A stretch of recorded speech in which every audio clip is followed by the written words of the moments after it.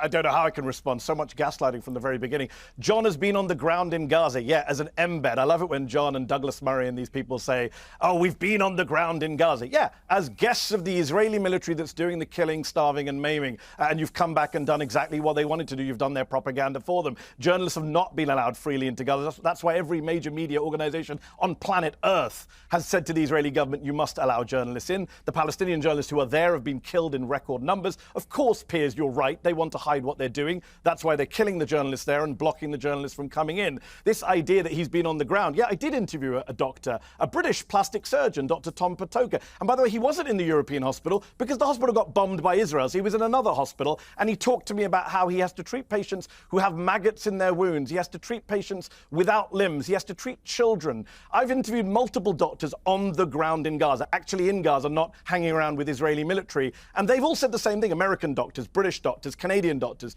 They've all talked about how many kids they saw with sniper bullets to the head and chest. Israel does intentionally kill civilians. That's why Benjamin Netanyahu and Yoav Gallant were indicted at the International Criminal Court for precisely those charges, for killing, willful killing of Palestinians, for murder and persecution. That's why they've been indicted. That's why every human rights group in the world says war crimes are being committed. They've killed people holding white flags. We've seen it with our own eyes. They've bombed buildings without warning with families inside, like the Al-Dos family that I often cite in October 2023. They've dropped 2,000-pound bombs on refugee camps full of hundreds of people.